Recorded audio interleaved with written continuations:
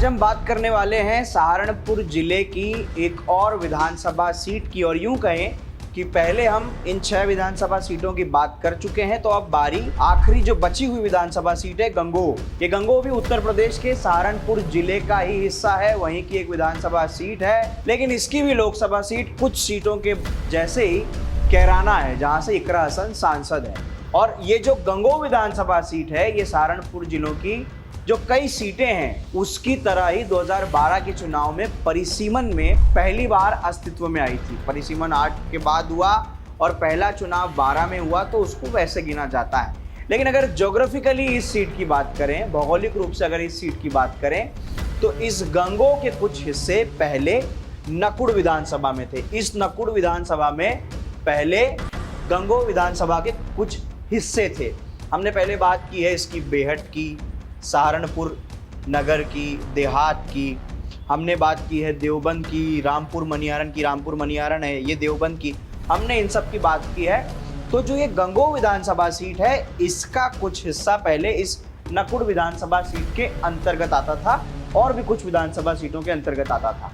बाद में कानूनगो सर्किल अंबहेटा और कानूनगो सर्किल नानौता, इनको जोड़ करके ये गंगोह विधानसभा सीट बनाई गई है। लेकिन आखिर इस गंगोह का चुनावी इतिहास क्या कहता है, यहाँ कौन सी जाति आपकी जीत और हार तय करेगी, और अब 2027 में कौन इस विधानसभा के ताज का दावेदार है, ये सब कुछ आज हम समझेंगे हमारे इस कार्यक्रम में। इस गंगोह विधानसभा सीट की राजनीतिक कहानी इतिहास से लेकर भविष्य तक।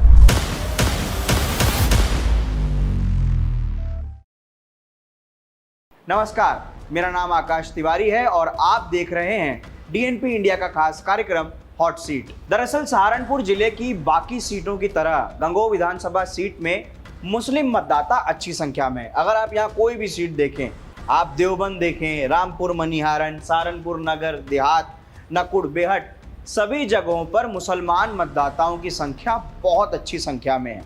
इसीलिए अगर आप देखें तो जो गंगोह है ये कैराना में है लोकसभा में, तो यहाँ की सांसद इकरा हसन है।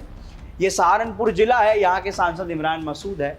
लेकिन ऐसे ही यहाँ की राजनीति भी जो मौजूदा जो ये विधानसभा है, इसमें जो मौजूद 3 बड़ी जाति है, उसके इर्द गिर्द इस विधानसभा की राजनीति है। मुसलमान, एससी और गुर्जर वोट, ये यहाँ के सबसे ज़्यादा इम्पॉर्टेंट वोट है। राजनीतिक भविष्य और राजनीतिक रसूख सब कुछ ये 3 वोटर ही यहाँ पर तय करते हैं। सबसे पहला चुनाव यहाँ पर हुआ 2012 में। 12 में जो पहला विधानसभा चुनाव हुआ, उसमें कांग्रेस के प्रत्याशी प्रदीप कुमार ने यहाँ से जीत दर्ज की थी। प्रदीप ने समाजवादी पार्टी के प्रत्याशी रुद्र सेन को यहाँ पर भारी वोटों के अंतर से हराया था। उस समय 2012 में प्रदीप कुमार को यहाँ पर 65,139 वोट मिले थे, जबकि रुद्र सेन जो समाजवादी पार्टी के थे, उनको 61,126 वोट मिले थे। तीसरे नंबर पर यहाँ पर बसपा की प्रत्याशी शगुफ्ता खान वो रही थी, जिन्हें 41,110 वोट मिले थे, और चौथे स्थान पर निर्दलीय प्रत्याशी थे उस समय। लेकिन हाल ये था, आज उत्तर प्रदेश की सत्ता में लगातार 2 बार काबिज हुई बीजेपी का, उस समय 2012 में गंगोह में, कि बीजेपी उस वक्त यहाँ पर 5वें स्थान पर थी, और 5वें स्थान पर यहाँ पर बीजेपी की प्रत्याशी शशि बाला पुंडीर थी, जिन्हें सिर्फ और सिर्फ 15,357 वोट यहाँ पर मिले थे। 5वें नंबर पर हो रही थी। 2017 का चुनाव, 17 के चुनाव में यहाँ पर फिर से जो प्रदीप कुमार हैं वही जीते। लेकिन खास ये हुआ कि जो प्रदीप कुमार 2012 में दूसरे टिकट पर थे, तो 2017 में वो चुनाव से ठीक पहले भाजपा में शामिल हो गए। शामिल होने से जो सीट पर भाजपा 2012 में 5वें नंबर पर थी, उसको यहाँ पर फायदा मिला प्रदीप कुमार के आने का। अब प्रदीप कुमार आए तो इस बार भाजपा यहाँ पर अपना विधायक बनने में कामयाब रही, और प्रदीप कुमार खुद लगातार दूसरी बार विधायक बन गए।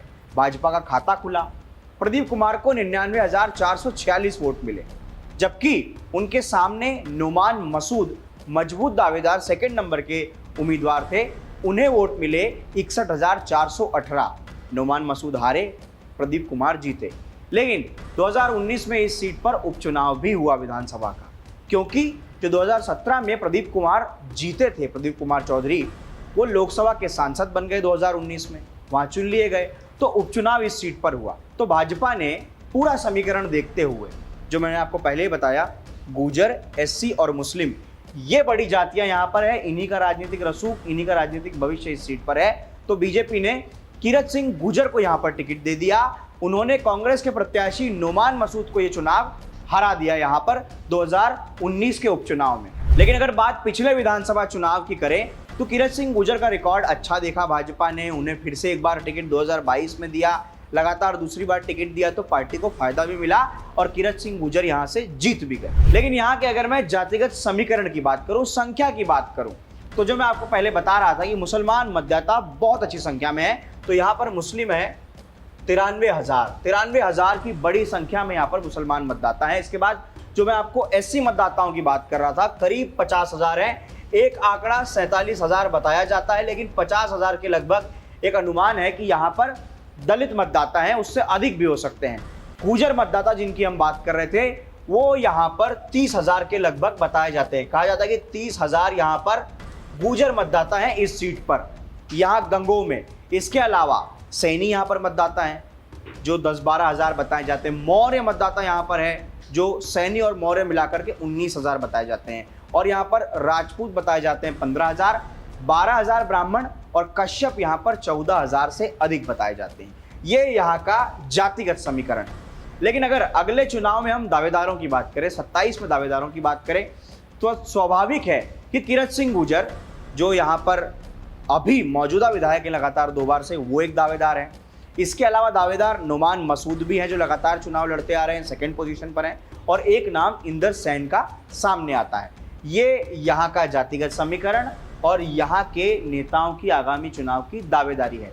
अगर आप इस गंगोह विधानसभा सीट के आसपास रहते हैं या आप इस विधानसभा सीट के वोटर हैं तो हमें कमेंट बॉक्स में ज़रूर बताइए कि यहाँ का चुनावी हश्र 2027 में क्या होने वाला है और यहाँ के जातिगत समीकरण क्या कहते हैं, आसपास की सीटों का क्या हाल है। अगर ये भी आप जानते हैं हमें कमेंट बॉक्स में ज़रूर बताइए।